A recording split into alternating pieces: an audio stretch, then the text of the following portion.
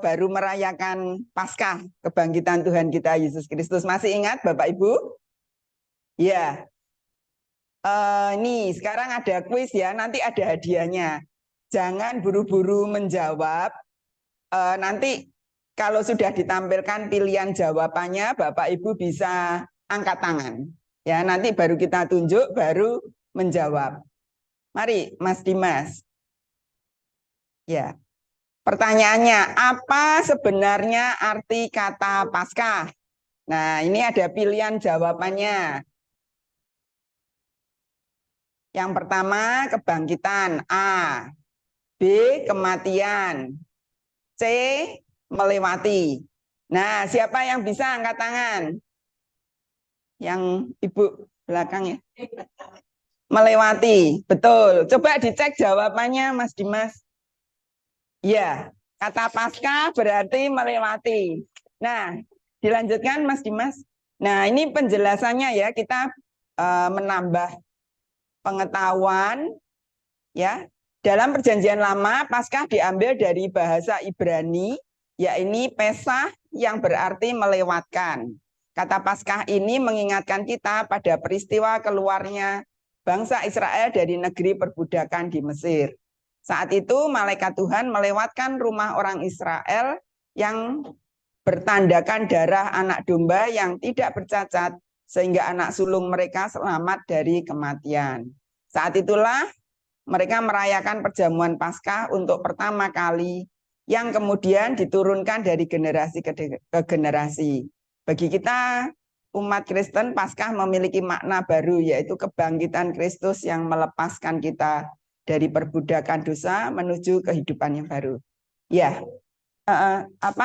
pengurus tolong dicatat ya, Ibu yang bisa menjawab. Mari, sebelumnya kita berdoa dahulu, kita memulai persekutuan doa pagi hari ini. Tuhan Allah kami yang kami sembah di dalam nama Tuhan kami Yesus Kristus. Puji syukur ya Tuhan kalau pagi hari ini kami boleh hadir bersama-sama dengan Bapak, Ibu, Saudara yang ada di tempat ini. Kami bersyukur dan berterima kasih akan cinta kasih, kemurahan Tuhan, sehingga kami boleh ada sebagaimana kami ada pagi hari ini. Terima kasih Tuhan, kami rindu bersekutu pagi hari ini bersama dengan saudara-saudara seiman, memuji, memuliakan Tuhan, dan mendengarkan suara-Mu. Biarlah kiranya Tuhan Kau hadir di tengah-tengah kami, menyapa kami, memberikan firman-Mu untuk kami, sehingga kami boleh semakin hari semakin diteguhkan, semakin hari semakin mencintai Engkau. Terima kasih Tuhan, kami menyerahkan persekutuan doa pagi hari ini di dalam nama Tuhan kami Yesus Kristus. Amin. Mari kita pujikan lagu pertama, Anak Allah Yesus namanya.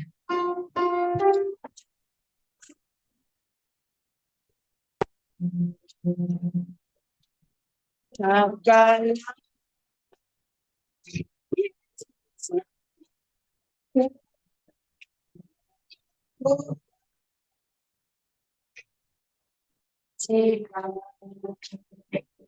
bahkan mati tebus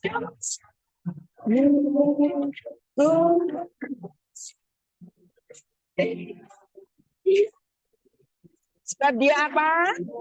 Sebab dia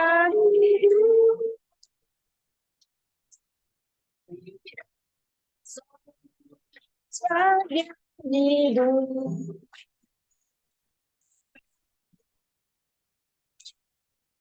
Karena ya hidup.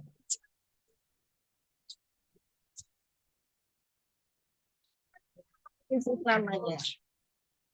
Allah Yesus yang bukan menyucikan bahkan mati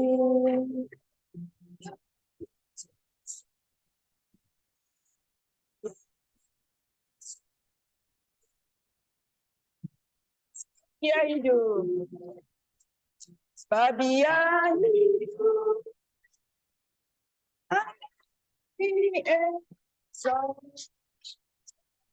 Hidup.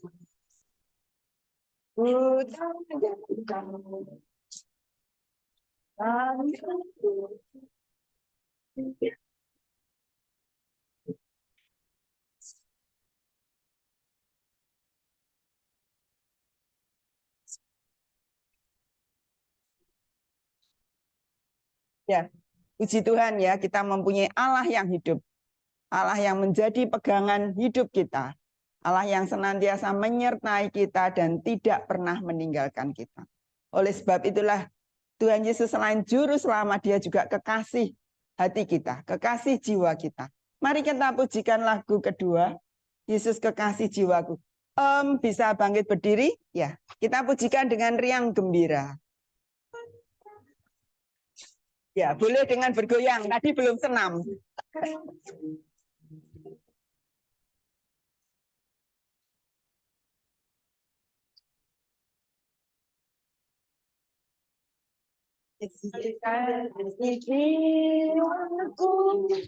Sungguh ku percaya padamu, kan kasihmu padaku, kau tebus dosaku. Dari mana? Terbitnya matahari dan sampai terbenamnya ku angkat lagu karena dengan gendang ku puji. Ku puji dengan kasih.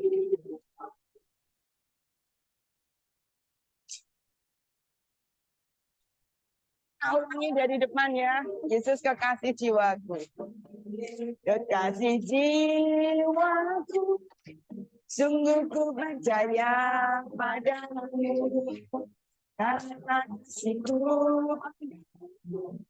tebus dosaku.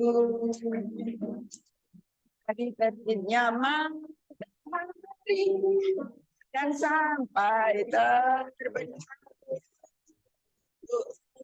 lagu puji karena dengan gendang ku puji dengan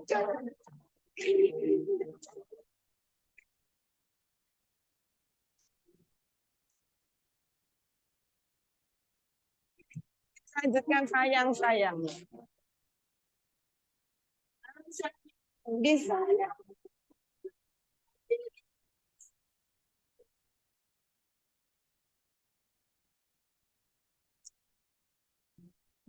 Aku di Tuhan, glory, glory,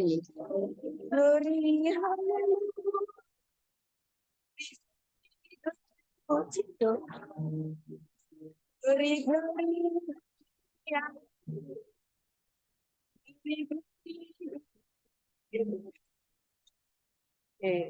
Terima kasih, silahkan duduk kembali.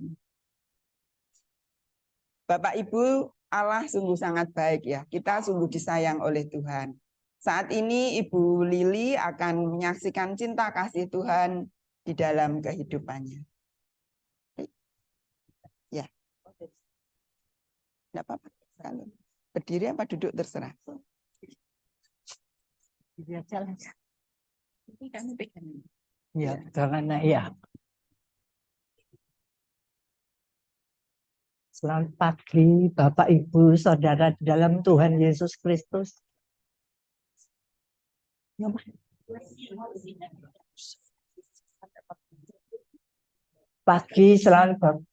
pagi Bapak Ibu yang dalam Yesus Kristus Tuhan.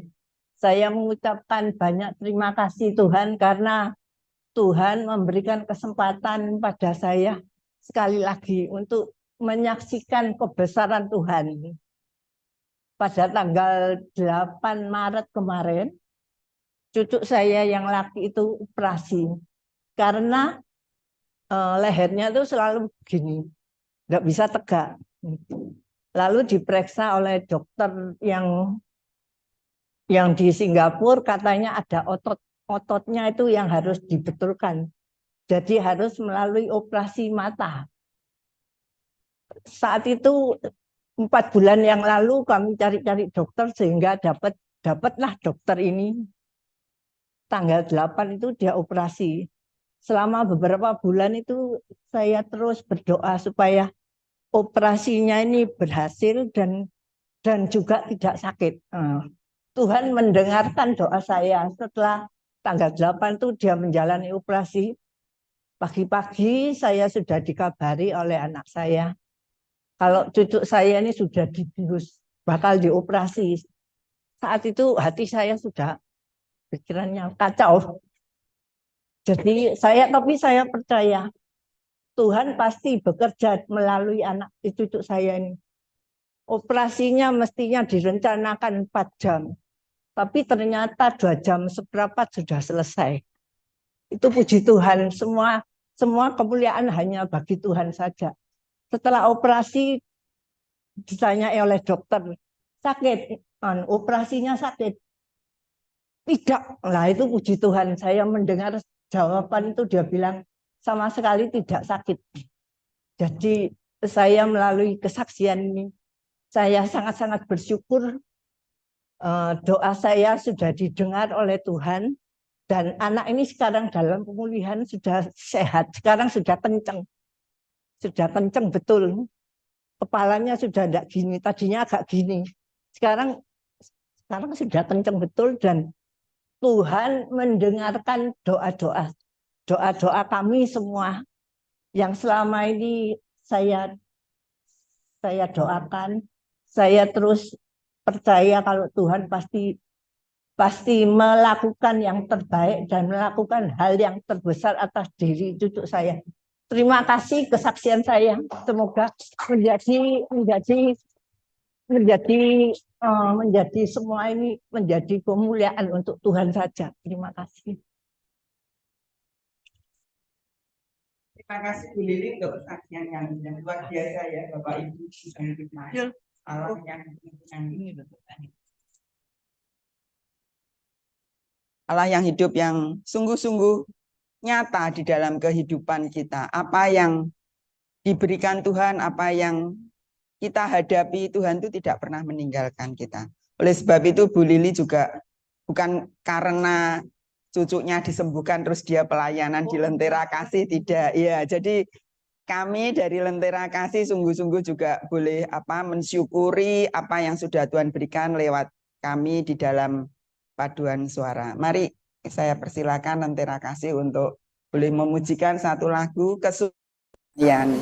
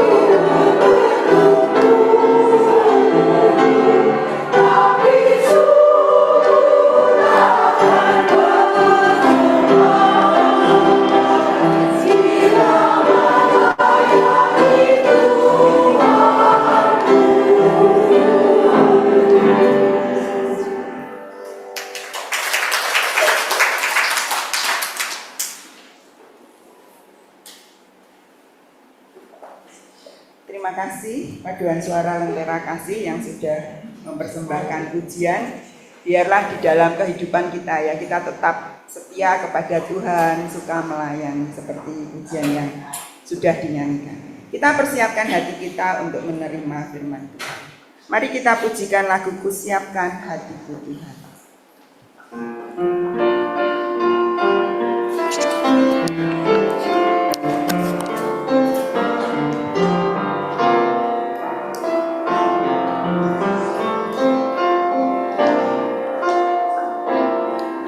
Kusiapkan hatiku Tuhan untuk dengar firman-Mu saat ini.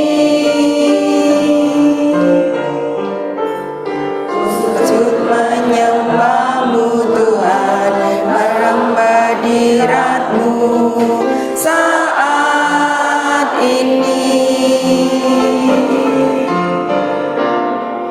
Curahkan urapan-Mu Tuhan bagi jemaat-Mu saat ini. Kusiapkan hatiku Tuhan untuk dengar firman-Mu Tuhan tiada berubah.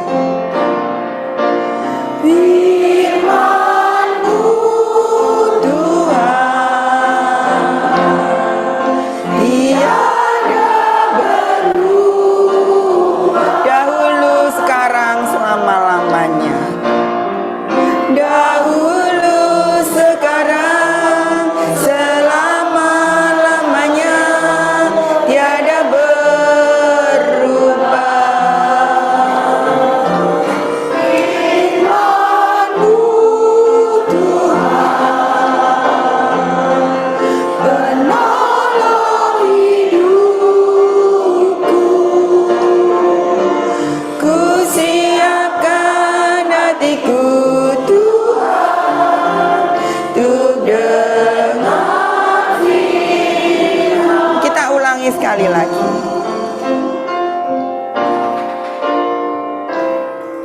Kusiapkan hatiku Tuhan untuk dengar firman-Mu saat ini. Sujud menyembah-Mu Tuhan, merambah hadirat-Mu saat ini.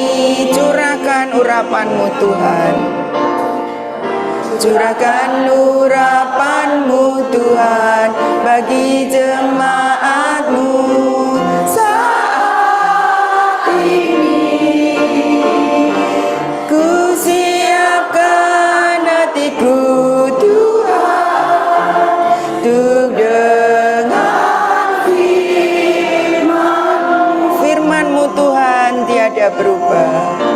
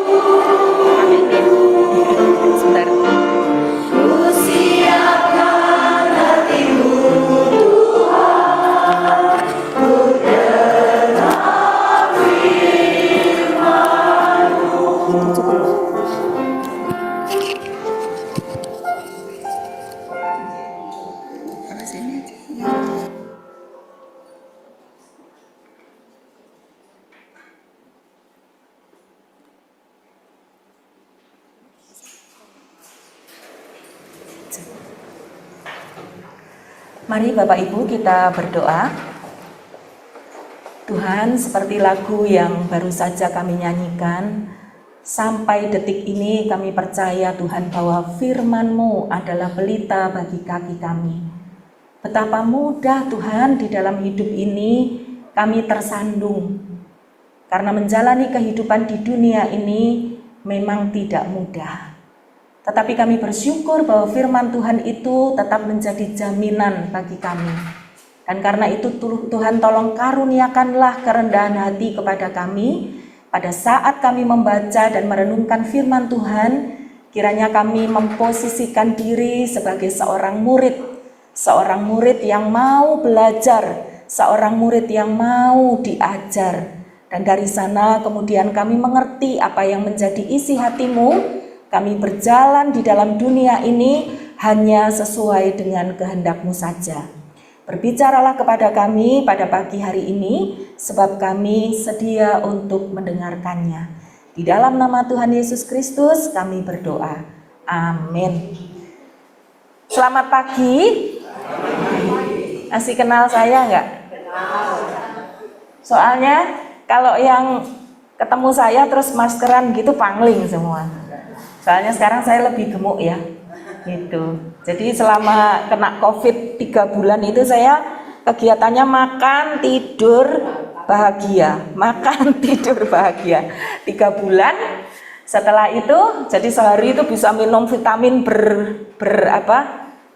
banyak macam gitu ya. Jadi selama 3 bulan baru negatif. Jadi saya sama suami saya itu kena long COVID yang Delta itu.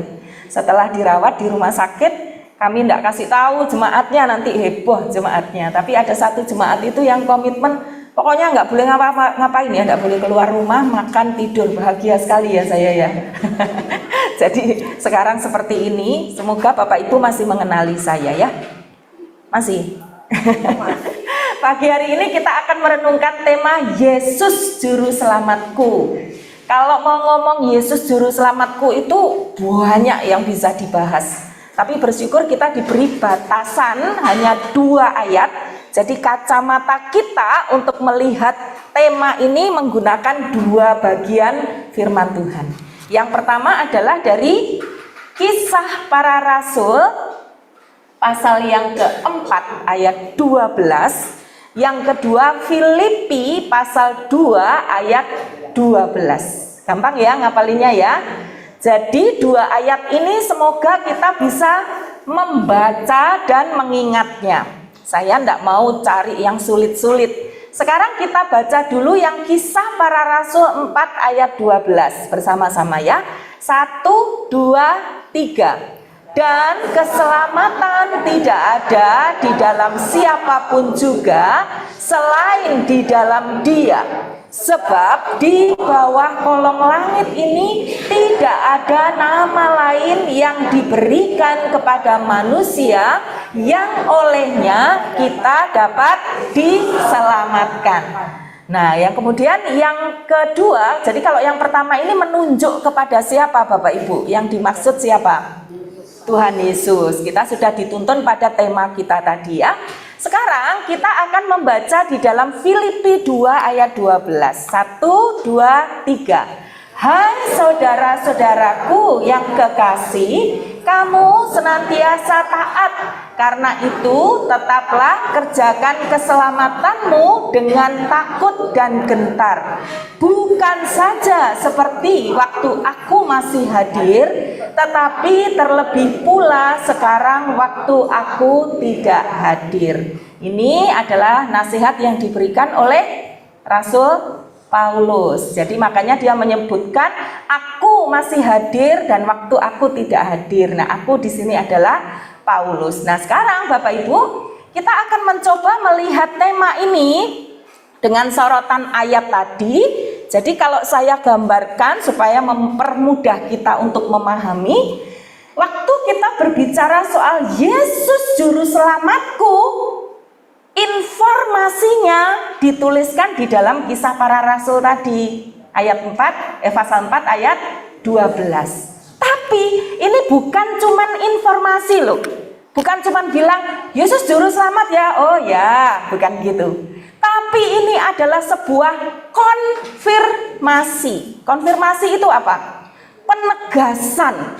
Kalau namanya penegasan, ini adalah sesuatu yang penting. Meskipun kita terbiasa berbicara atau mendengar tentang Yesus Juru Selamatku, cara kita menyikapi informasi bahwa Yesus Juru Selamatku nggak boleh flat-flat saja. Ini adalah sesuatu yang penting. Nah, nanti saya akan tunjukkan itu untuk mengingatkan kita. Kemudian tema Yesus Juru Selamatku ini kalau dihubungkan dengan Filipi tadi, bagaimana kita melihatnya? Waktu kita membaca Filipi 2, kita harus tahu bahwa Yesus adalah juru selamat, betul. Ini bukan sekedar informasi. Ini adalah sebuah konfirmasi, tetapi sekaligus juga waktu kita mengingat Yesus itu adalah juru selamat, aku harus introspeksi. Apa hubungannya Yesus sebagai juru selamat dan aku sebagai manusia ini? Harus ada introspeksi, dan introspeksi itu kalau kita introspeksi biasanya ada di mana Bapak Ibu? Di dalam ya, pikiran kita, di dalam hati kita. Nggak boleh berhenti di situ. Apa yang harus kita introspeksi itu harus keluar di dalam sebuah aksi atau tindakan. Nah, saya pakai si biar inget gitu loh. Tapi ya belum tentu inget ya. Belum tentu inget. Memang kita tuh makin kesini ya, otak kita ini kayak loker penuh ya. Kadang dibilangin mantu gitu. Ngerti gitu. Nggih, tapi ndak kepanggih gitu. Saya ingat satu hari mimpin di Panti Surya. Di Panti Surya itu saya ajarin lagu yang gampang-gampang gitu loh, biar inget ya. Jadi saya ajarin itu seneng mereka kalau saya ajarin lagu itu. Lagunya kayak gini. Hidup tanpa Yesus seperti donat. Wah, ada donatnya seneng gitu mereka. Seperti donat. Wah, seneng mereka benar-benar seperti donat. Hidup tanpa Yesus seperti donat. Ada lubang besar di dalam hatiku. Seneng apa? Donat gitu ya. Hidup dengan Yesus seperti bakpao. Wah, tambah seneng gitu. Wes donat sekarang untuk bakpao gitu ya. Terus kemudian saya bilang, ayo pipinya digelembungkan kayak bakpao. Wah, mereka lomba menggelembungkan gitu. Itu lagu diulang-ulang sepanjang mungkin 1 jam itu. Saya khotbah, nyanyi. Ingat, seneng aku sama lagu ini. Nggak sampai sebulan loh, saya datang lagi kebetulan ke sana. Ayo kita nyanyi hidup tanpa Yesus. Yang mana? Katanya gitu. Masih ingat nggak? Enggak, belum pernah diajarin. Waduh, difitnah saya gitu. Tapi saya maklum manusia itu seterbatas itu, betul nggak ya Bapak Ibu ya? Seterbatas itu kita gampang lupa. Moga-moga saya buatkan sederhana seperti ini, Bapak Ibu ingat gitu ya. Kalau susah ingat paling nggak ada sisinya ini tadi loh ya. Nah, ya, ada informasi dan konfirmasi bahwa Yesus Juru Selamat, tapi tidak boleh berhenti di situ. Yesus Juru Selamat itu harus membuat kita introspeksi diri dan melakukan aksi. Nah, sekarang kita akan melihat ini terkait dengan kisah para rasul itu. Kita akan lihat gini, kenapa kok ini menjadi sebuah informasi dan konfirmasi. Kisah para rasul 4 ayat 12 itu sebenarnya mengingatkan kita tentang kondisi manusia. Kondisi manusia di awal penciptaan itu seperti apa? Saya gambarkan di sana. Manusia di awal penciptaan itu seperti gini. Kalau sekarang orang bilang berada dengan circle-nya Allah gitu. Kan Tuhan ngomong gitu, sudah lo ya sama aku di sini ya di Taman Eden. Gak usah kemana-mana. Apa sih maksudnya Tuhan?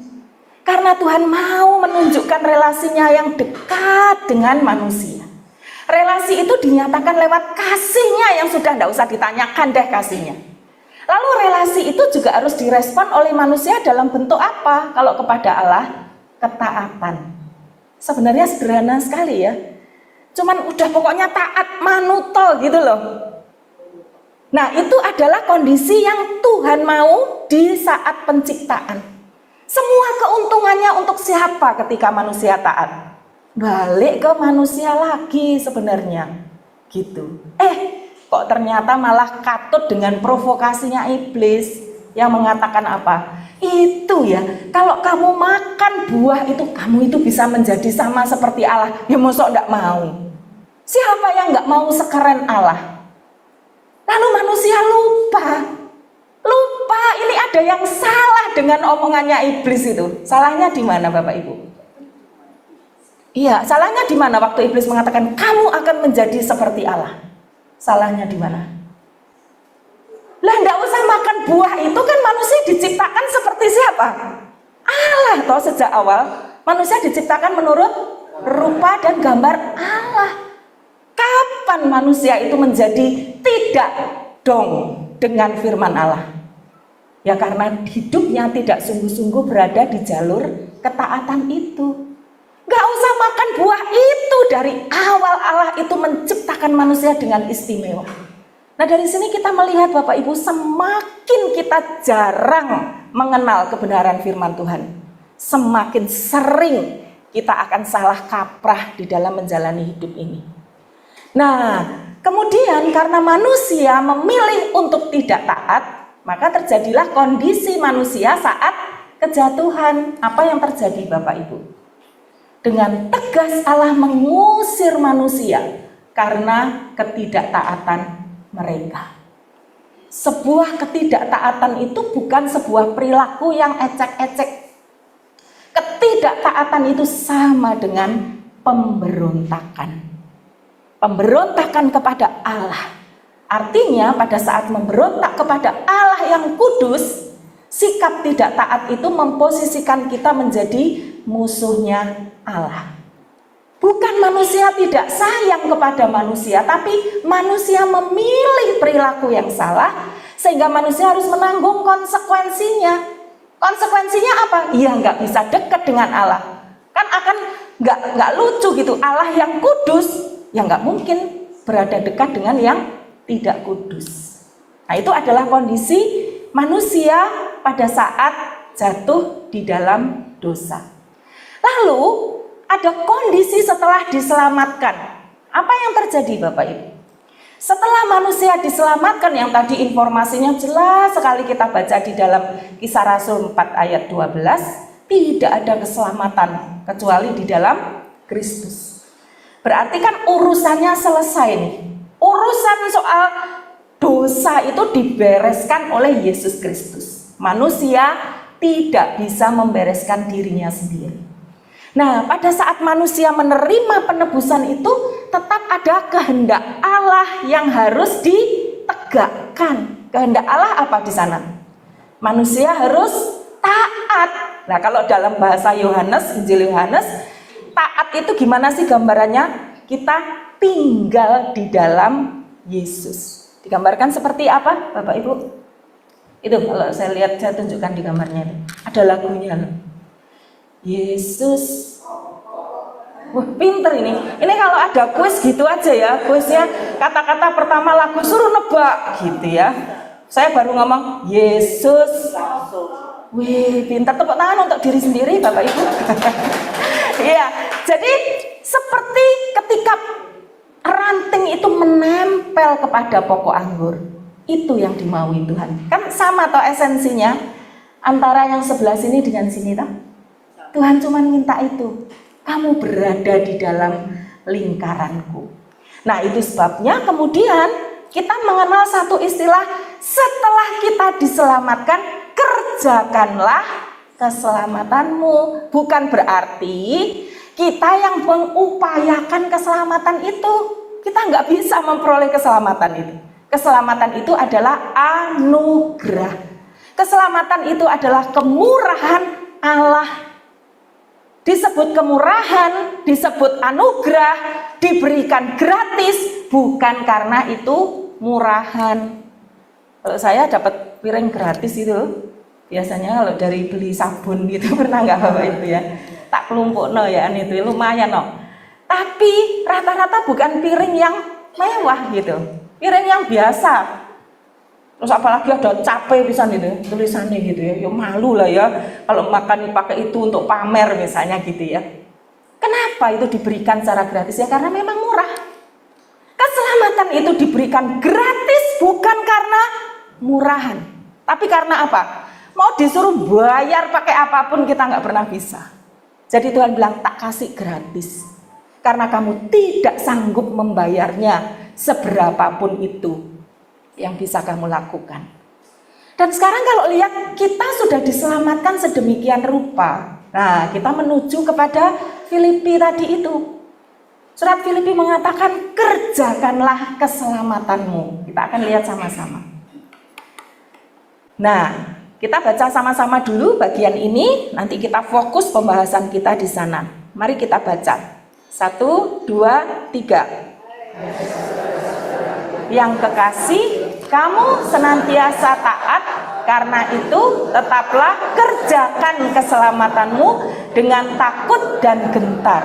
Bukan saja seperti waktu aku masih hadir, tetapi terlebih pula sekarang waktu aku tidak hadir. Nah, sekarang ayatnya sudah saya kotai nih.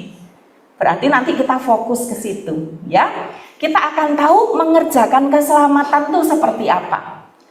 Nah, kalau kita melihat perintah untuk mengerjakan keselamatan, maksudnya adalah ini. Mari kita baca 1, 2, 3. Jadi perintah untuk mengerjakan keselamatan adalah nasihat untuk hidup sesuai dengan status sebagai orang yang sudah diselamatkan.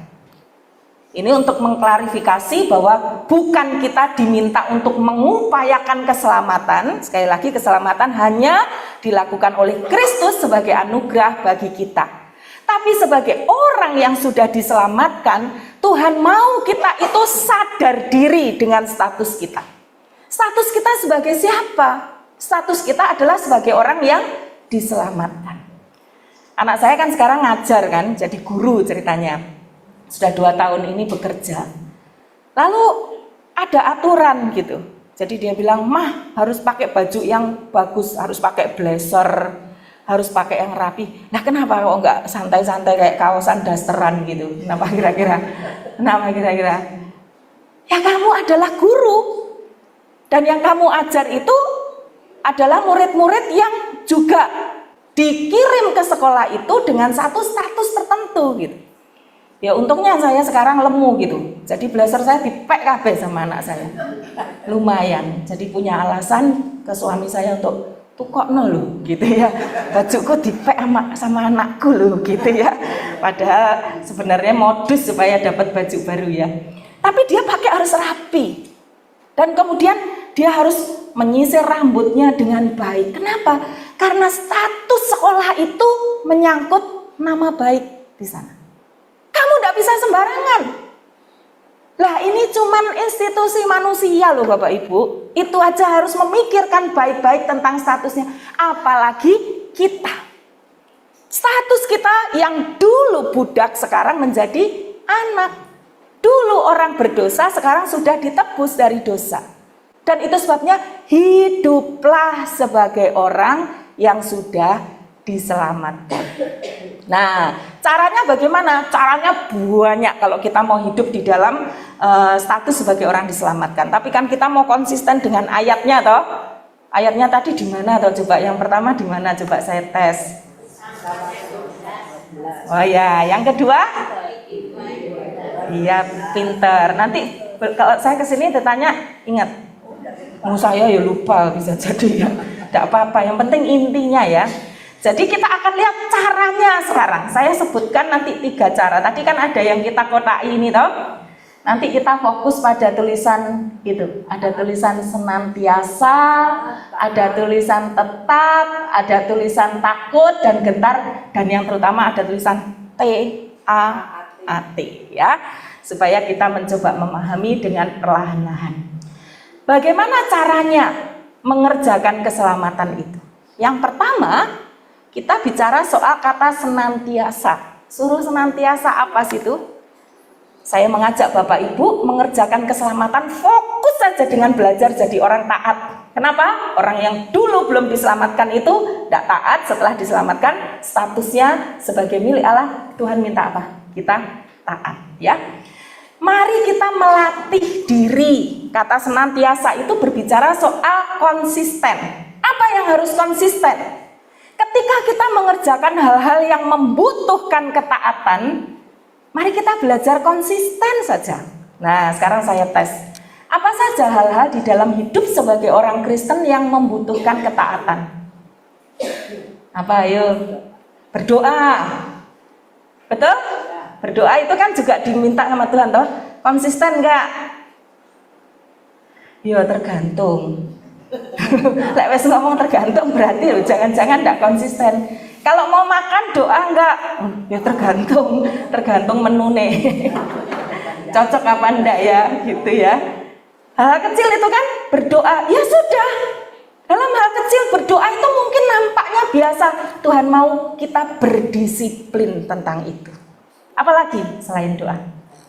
Baca firman. Konsisten enggak? Harus. Konsisten sampai entek enggak? Apa tengah-tengah moro-moro? Hah? Loh iya loh, ada orang itu yang susah tidur lah kok begitu baca Alkitab. Firman Tuhan itu luar biasa ya. Ya luar biasa loh firman Tuhan itu ajaib sekali. Dari susah tidur baru tak buka aku. gitu ya. Iya, konsisten nggak baca firman. Aminnya besok pagi gitu ya. Saya itu tiap hari anak-anak kami itu kan berangkat yang besar berangkat jam 6:30 lah berangkat kerja. Yang kecil masih kuliah. Tanyain mereka, apa passwordnya mama? Tiap hari itu kalau pergi kan kami antar ke depan gitu ya. Di sepeda motor itu biasanya saya pelukin gitu. Cuman passwordnya apa? Sudah saat teduh, sudah doa, itu toh. Sampai anak saya yang kecil itu lucu ya. Saya baru mau nanya, sudah katanya gitu. Saya belum nanya, sudah ma gitu. Saya bilang, nak, sorry ya, jangan bosen ya kalau mama bilang gitu. Cuman itu yang bisa mama lakukan untuk menolongmu tetap ingat bahwa kamu miliknya Allah. Konsisten itu sesuatu yang kelihatannya gampang tapi seringkali tidak mudah. Tugas kita sebagai anak-anak Tuhan gimana? Saling mengingatkan. Jadi kalau nanti ada mengingatkan, hari ini kamu sudah saat teduh, ojo nesu gitu, coba baper. Tapi terima kasih loh. Tadi saat teduhnya tentang apa? Itu kan jadi akan disiplin dong, obrolan-obrolan yang baik. Saya sering tanya, hari ini apa yang keren dari saat teduh Muna? Gitu. Mereka juga tanya, mama ngapain hari ini waktu baca firman Tuhan dapat sesuatu enggak? Saya kan jujur bilang, enggak, itu enggak terlalu istimewa sih. Tapi masih oke toh, masih baca Alkitab. Belum mereka boleh ngingetin saya Bapak Ibu. Kenapa? Saya juga manusia berdosa. Saya bisa loh enggak konsisten. Benar enggak? Tapi Tuhan mau kita taat. Caranya gimana? Hal-hal yang memang harus konsisten kita lakukan. Ke gereja juga gitu, jangan pura-pura lupa. Nggak ke gereja, tak pikir ini Jumat misalnya gitu. Nggak ke gereja, jangan pura-pura lupa juga gitu ya. Mari kita konsisten. Melakukan hal-hal yang benar. Konsisten. Kalau kita memang mau tersenyum sebagai bentuk keramahan kita, sebagai buah roh, tersenyumlah meskipun orang itu kadang nyuebelin. Konsisten. Kenapa? Karena Tuhan mau itu kita lakukan sebagai bentuk ketaatan. Lalu yang kedua, bagaimana caranya? Masih Filipi 2 ya, tadi saya menggunakan kata senantiasa. Yang kedua, sekarang kita fokus ke kata tetap. Mari berkomitmen untuk memiliki ketaatan meskipun sikon tidak menguntungkan. Mudah nggak kalau sikonnya nggak menguntungkan? Ya tawar-tawar dikit masa nggak boleh gitu ya. Saya mau punya kesaksian gini. Anak saya itu kan yang besar sudah dewasa. Sekarang sudah umur 25 tahun ini. Nah cepat sekali ya. Iya ya saya juga gitu kok cepat sering tak kudang-kudang sampai sekarang, sampai anak saya bilang, mama iki lapo sih tuwek kene dikudang gitu ya. Di mata saya ya masih kecil loh ya. Terus beberapa waktu yang lalu ini anak saya kan lagi mempersiapkan nabung untuk punya rumah, nabung untuk menikah gitu. Tapi kerja kan baru 2 tahun, gajinya seberapa gitu ya. Terus mulai tanya kepada kami, boleh nggak ya Ma? Kalau perpuluhannya itu dikurangi katanya gitu. Karena kalau dihitung-hitung, loh, mek titik. Masa Tuhan marah katanya. Nggak usah dikasih 1/10 lah, kasihlah 2% apa 3%, lumayan lah katanya gitu. Tapi kemudian dalam obrolan itu meskipun dengan sangat berat dia bilang, iya ya.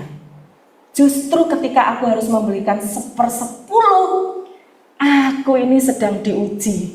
Seberapa taat aku melakukan ini dalam sikon yang tidak ideal sebenarnya.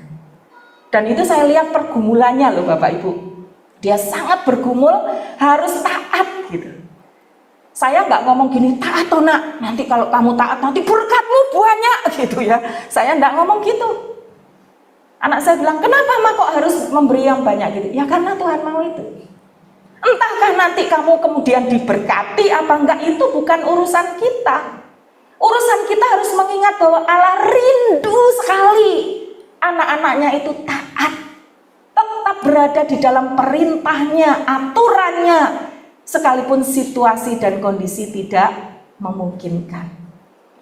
Yang menjadi jebakan tuh ini Bapak Ibu. Seringkali kita taat karena kita merasa nek taat nanti aku dapat berkat.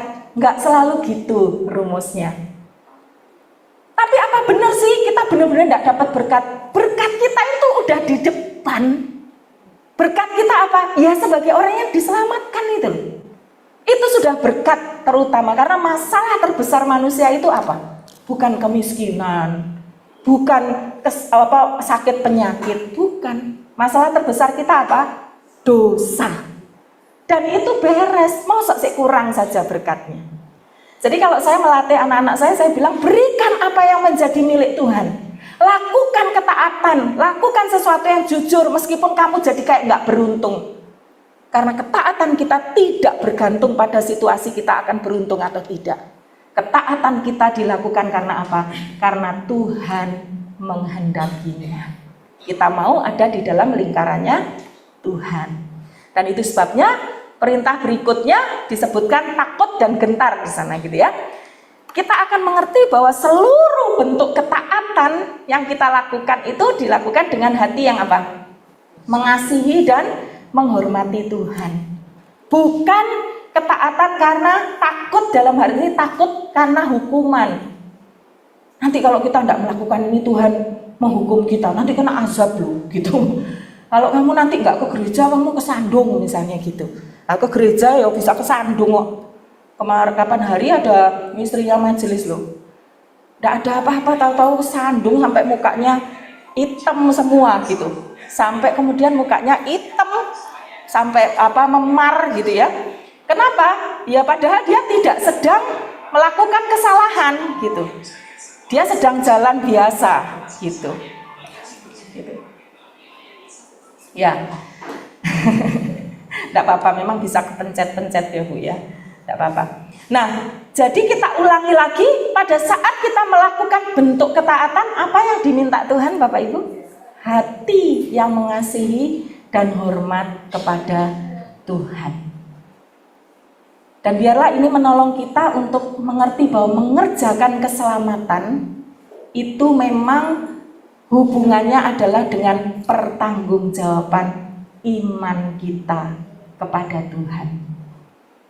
Kalau anak saya naik sepeda motor gitu ya, kadang-kadang dia bilang gini, gemes ya Maya, pergi itu lampunya masih merah tapi sewepi gitu. Godaannya apa? Oh iya, pengen jalan. Terus dihitung, bukan nggak ngitung loh, dihitung iso iki. Lewat itu iso ndak popol, ndak ada kecelakaan. Itu paling sulit saya waktu ngajarin itu.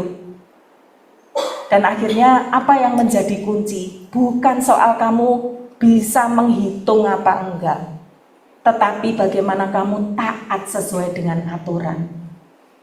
Bagaimana kamu menjalani hidup itu bukan untuk melihat ini nanti kalau aku ini ada resikonya apa enggak, bukan sekedar itu. Tapi apapun itu yang menjadi ukuran adalah Tuhan suka enggak dengan ini, Tuhan berkenan enggak dengan ini.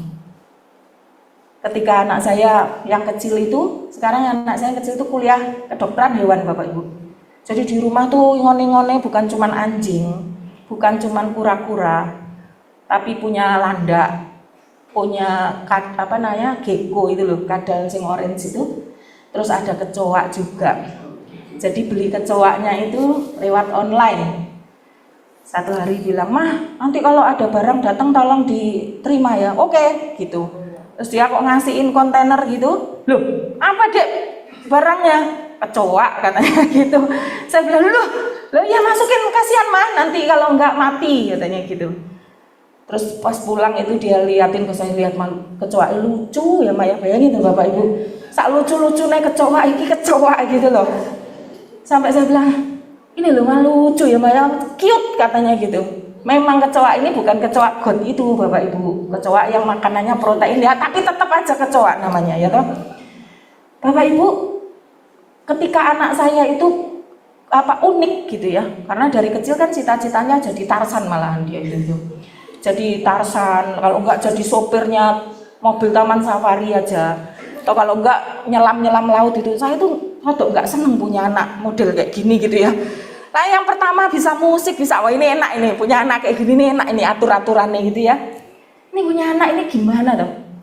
SMA dia bilang sama papanya, "Pak, Adik boleh nggak sekolah?" Papanya dengan santai bilang, "Boleh," katanya. "Beneran boleh?" "Boleh." Saya udah mendelik gini, suami saya bilang, "Nengoy lah, dengerin aja dia maksudnya apa."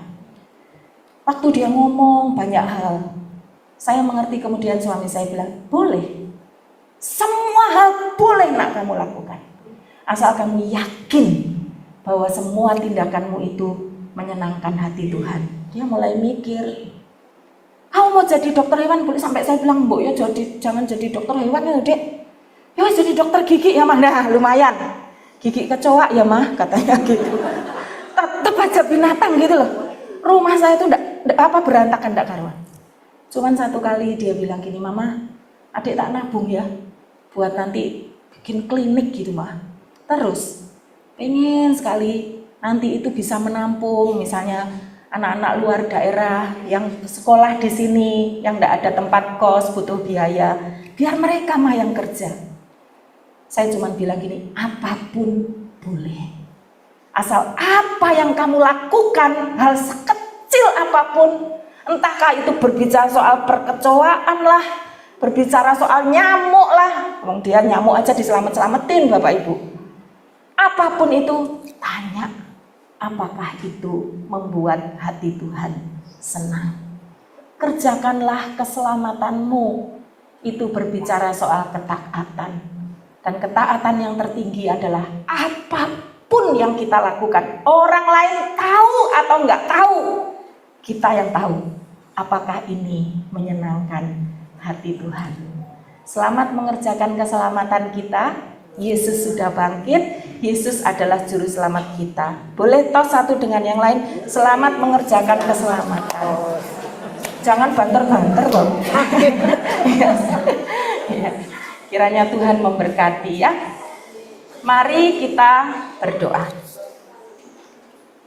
Tuhan, kami bersyukur firman-Mu mengingatkan kami bahwa kami adalah orang-orang yang sudah Engkau tebus.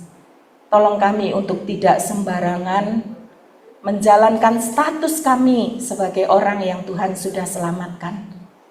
Bantu kami untuk mendisiplin diri, melakukan ketaatan untuk setiap hal-hal yang memang harus kami lakukan dengan taat.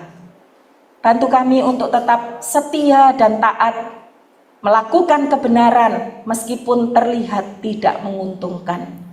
Dan tolong kami Tuhan, agar di semua hal yang kami lakukan, kami pikirkan, dilihat atau tidak dilihat oleh orang lain, biarlah kami melakukannya dengan taat, karena kami menghormati Engkau.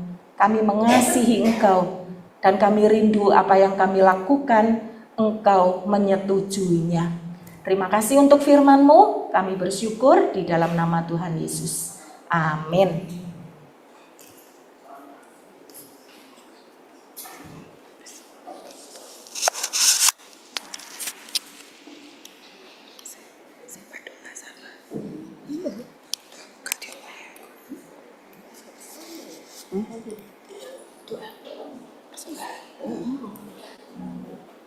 Terima kasih untuk firman-Nya Ibu Hana Yuliani.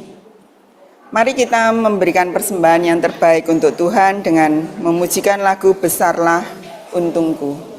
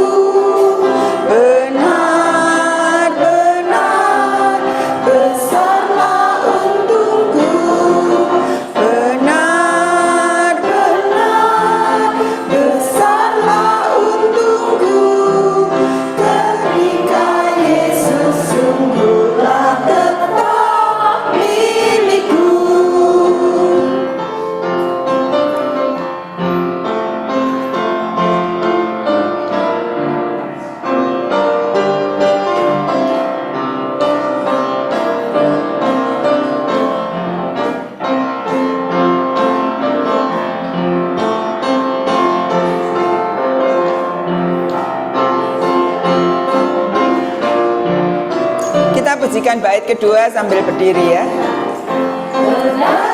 Tiadalah hartaku di dunia, hatiku tak resah, tak bersyukur berkesan, karena sungguh Kau jika Yesus milikku, tak sia-sialah segenap usahaku.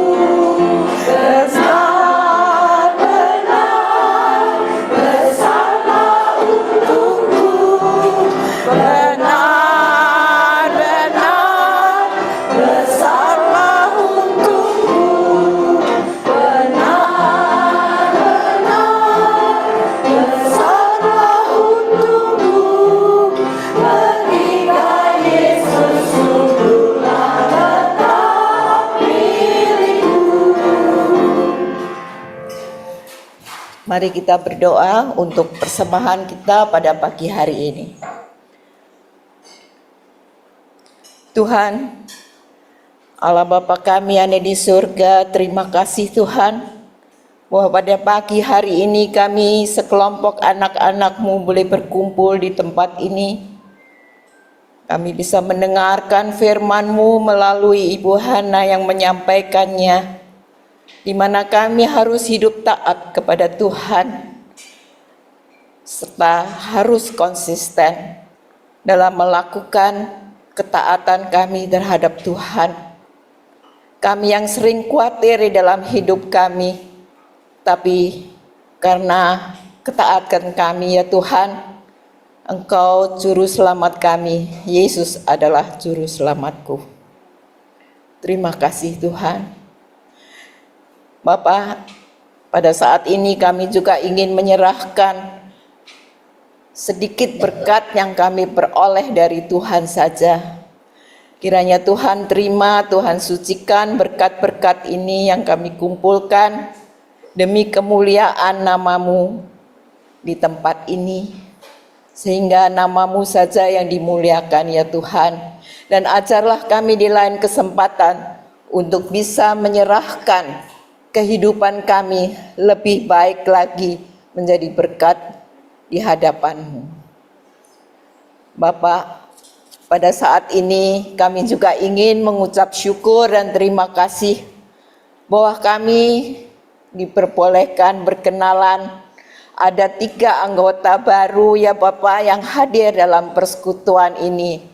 Itu semua karena Tuhanlah yang mendorong mereka untuk bisa berkumpul dengan kami, yaitu atas diri Ibu Li Wisdiastuti, Ibu Santani dan Ibu Christine. Kami sangat mengucap syukur ya Tuhan, bahwa kami bisa berkumpul dan berkenalan dengan saudara kami yang baru pada saat ini. Dan kami juga pada akhirnya ingin mendoakan untuk Ibu Hana yang telah membawakan firman bagi kami. Tuhan telah tuntun, Tuhan telah menyertainya. Kami mohon Tuhan kiranya Ibu Hana boleh dipakai lebih indah lagi oleh Tuhan. Juga Tuhan berkati untuk kehidupan keluarganya. Dalam nama Tuhan Yesus Kristus kami naikkan doa seru kami ini. Amin.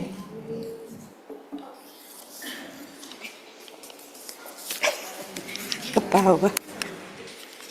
Dipersilahkan duduk Bapak Ibu. Ya, kita sudah memuji Tuhan, mendengarkan firman Tuhan, dan memberikan persembahan. Ini ada kuis lagi ya, untuk kita boleh belajar dan mengingat kembali. Mari Mas Dimas, seperti tadi yang bisa menjawab nanti angkat tangan dulu ya, jangan buru-buru menjawab, kemudian setelah ditunjuk baru dipersilahkan menjawab. Oke, nomor 2. Nah, ini. Yesus menampakkan diri kepada murid-muridnya saat kebangkitannya. Sebutkan 2 nama laki-laki yang berjumpa Yesus saat kebangkitannya sebagaimana yang disebutkan di dalam Injil Yohanes. Ya, A. Matius dan Markus, B. Simon Petrus dan Thomas, C. Lukas dan Yohanes. Mari. A, B, C. Ibu, mari silakan. Matius dan Markus. Belum. Mari. Oke, mari coba kita lihat jawabannya. Iya, betul ya Bu ya. Ya, kita lihat penjelasannya ya. Bisa dibaca di sini. Secara khusus Injil Yohanes menyebutkan dua nama murid laki-laki yang berjumpa Yesus saat kebangkitannya, yaitu Thomas dan Simon Petrus. Ya. Oke. Ya, yang lain bisa dibaca sendiri ya. Oke, yang nomor 3 ya. Setelah Yudas Iskariot menjual Yesus dan menyesal hingga ia bunuh diri, murid-murid Yesus yang lain kemudian mencari penggantinya. Siap yang sudah pernah? Tidak boleh ya Bu. Ya, tapi kesempatan nanti satu soal lagi ya, masih ada soal lagi. Siapa nama murid pengganti tersebut? Mari Ibu Matias, coba kita lihat jawabannya, betul apa salah? Oh, tadi belum ditampilkan ya ini. Oke. Sebentar. Iya, tapi pas betul, hebat. Iya. Pas betul ya. Oke. Mari kita lihat penjelasannya. Ya. Di dalam Kisah Para Rasul 1:15-28 disebutkan bahwa Petrus mengusulkan agar ada seorang murid yang menggantikan Yudas Iskariot yang telah mati. Ya, itu setelah berdoa akhirnya mereka memilih Matias sebagai murid yang menggantikan Yudas Iskariot. Masih mau kuis soal lagi? Oke, tambah satu lagi.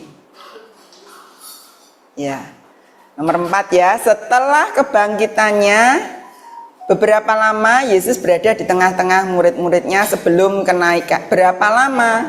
Ya, sebentar Bu ya, sebentar. Nanti ditunjuk dulu ya. Ya, 10 hari, 40 hari, 50 hari. Oke. Mari kita coba lihat jawabannya, betul tidak 40 hari? Ya, betul 40 hari. Ya, kita lihat penjelasannya dulu. Ya, setelah kebangkitannya selama 40 hari, Yesus berada di tengah-tengah muridnya untuk meneguhkan. Oke, masih mau nambah lagi? Yang sudah pernah mencoba? Tidak boleh ya. Oke, tambah satu lagi. Mari Mas Dimas. Ya, sebutkan nama Injil yang memberikan kesaksian tentang kebangkitan Yesus. Pilihannya Injil Matius dan Yohanes, Injil Markus dan Lukas, semua benar. Siapa angkat tangan dulu? Oke, coba kita lihat jawabannya. Wah, pinter-pinter ini ibu-ibu. Oke, sudah cukup ya. Ada yang berulang tahun pada bulan hari ini? Bisa ya, bulan April. Mari bisa berdiri dan maju ke depan. Ya, sebentar.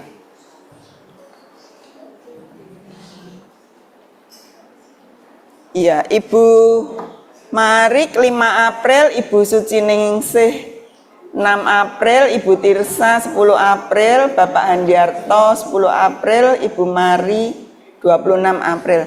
Mari Bapak Ibu boleh maju ke depan mungkin, atau ada yang lain juga yang ulang tahun di bulan ini bisa maju ke depan.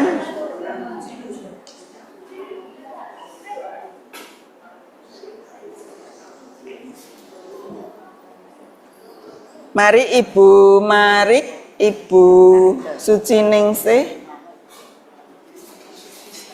Siap. Mas Dimas tolong ditampilkan lagi yang ulang tahun. Ya.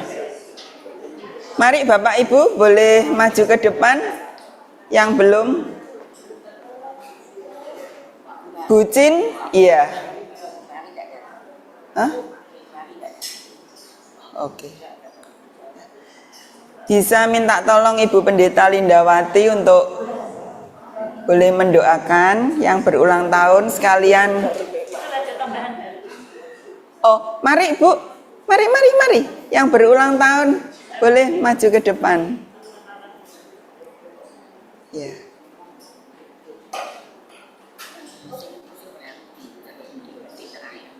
Ya.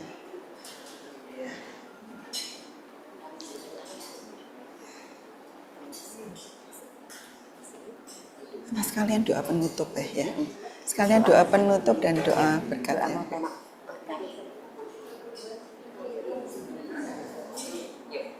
Bapak Ibu, kita akan bersama-sama berdoa ya.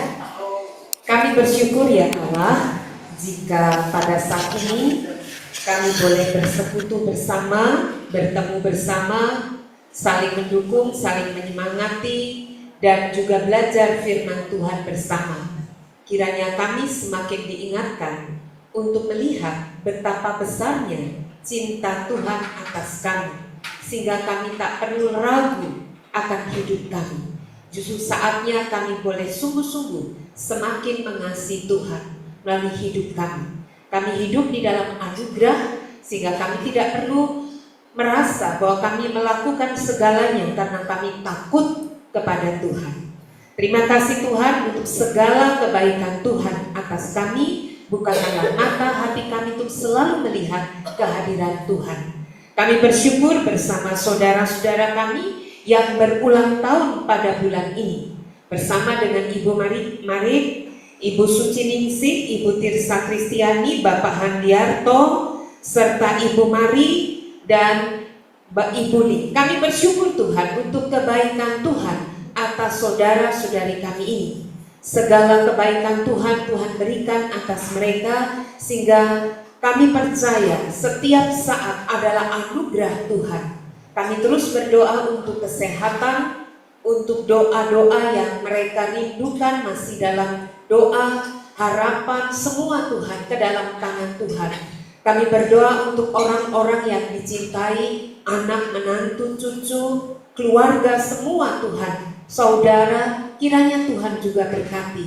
Kami berdoa untuk segala yang terbaik bagi saudara-saudara kami ini, Bapak Ibu yang berulang tahun bulan April ini, bahkan bagi setiap kami.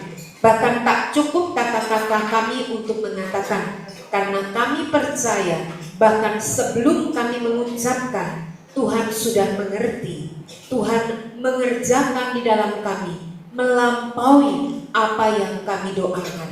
Terima kasih Tuhan, segala yang terbaik kami berdoa bagi saudara-saudara kami, Bapak Ibu, saudara kami, sahabat kami yang berulang tahun bulan April ini, juga bagi setiap kami, bagi orang-orang yang kami kasihi, bagi orang-orang yang bekerja bersama dengan kami, bagi orang-orang yang merawat dan menjaga kami, menemani kami setiap saat.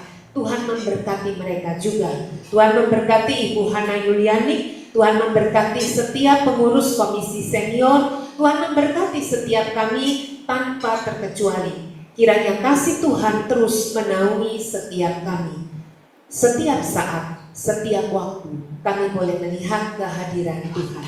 Terima kasih, sebentar kami akan bersama-sama menikmati kebaikan Tuhan dalam persekutuan. Melalui persekutuan makan ramah tamah, Tuhan juga boleh melihat kami juga boleh melihat kebaikan Tuhan melalui tangan-tangan kasih yang telah memungkinkan makanan ini tersedia bagi kami.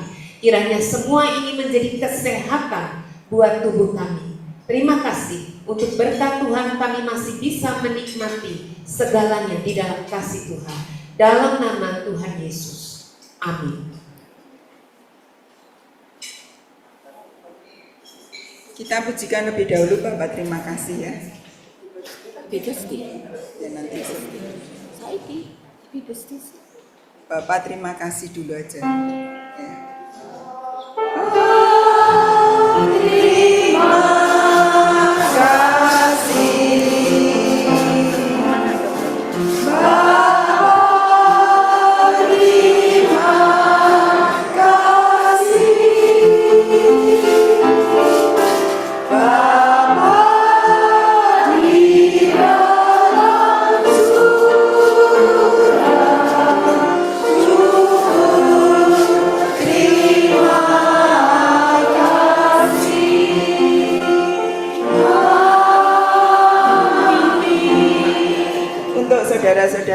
berulang tahun, kita pujikan Happy Birthday to you.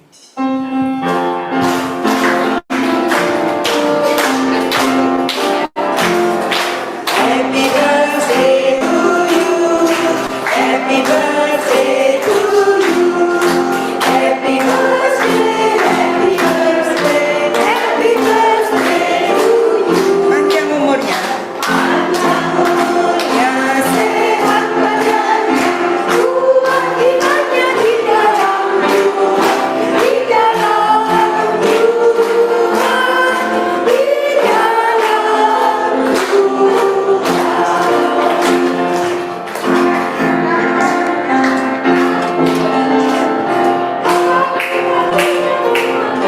Iya, kita akan mendengarkan pengumuman dari pengurus ya sebelum mengakhiri pembagian ini.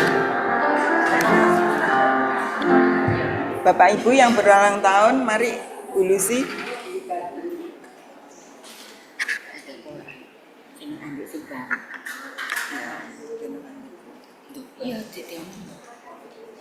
Silakan Pak Andoko untuk mewartakan untuk bulan depan. Dan juga bagi yang baru, mohon maju ke depan.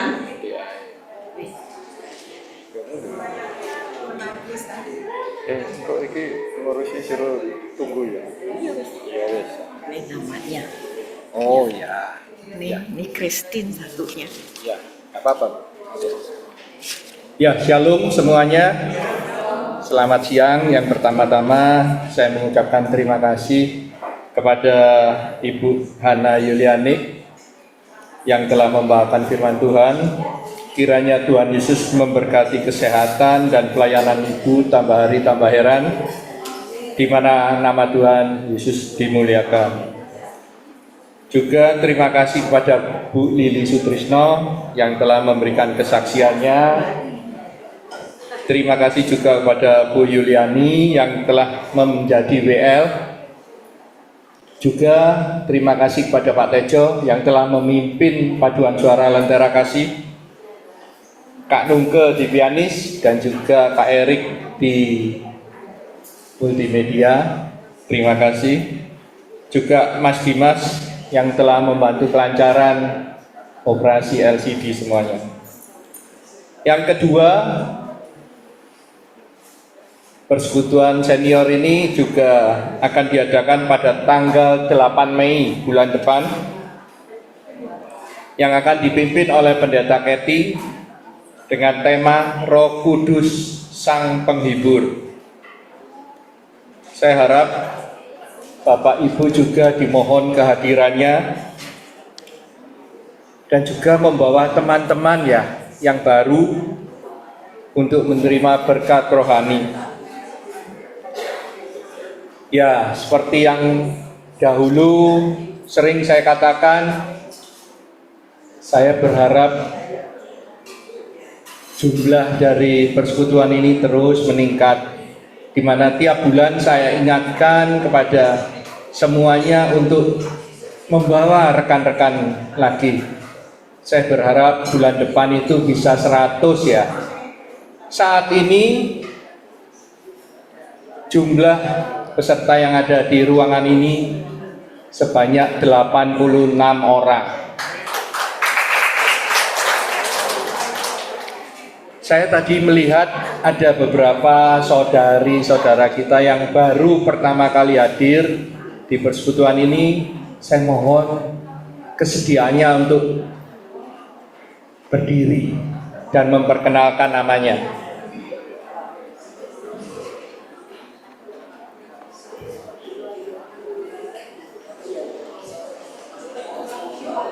Mungkin juga bisa maju ke depan ya Bu ya. Jadi sambil dilihat oleh jemaat-jemaat yang lain. Maju ke depan aja Bu, mari.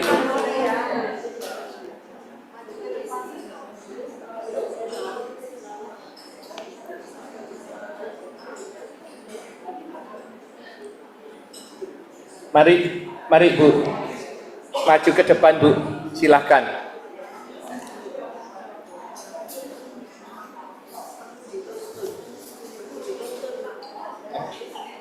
saya nunggu.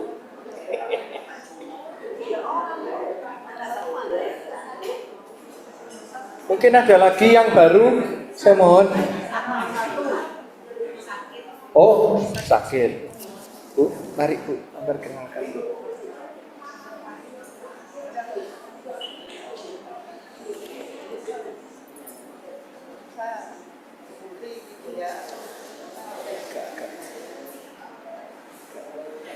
Sini Bu. Nah.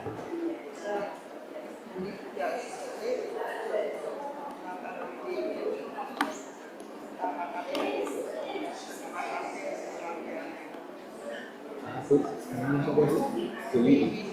Triwidia. Liwidia. Maaf, namanya Bu Liwidia. Tinggalnya di mana? Tinggalnya di mana? Tinggalnya di Klampis Aji, Gang 1 nomor 23. Ya, terima kasih Bu. Ya.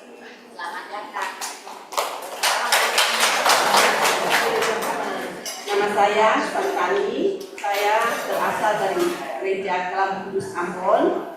Saya tinggal di Serenity 89.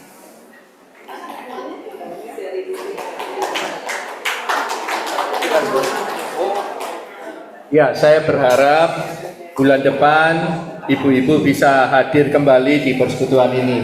Terima kasih atas kehadirannya. Silakan duduk lagi.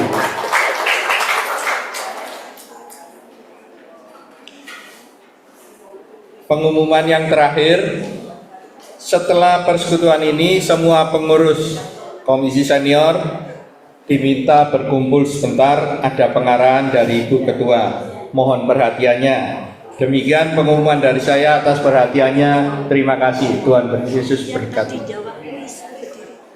Oh iya, yang tadi menjawab kuis dan benar, harap maju ke depan aja untuk diberi hadiahnya.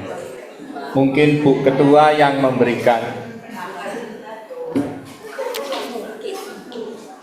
Oh pasti.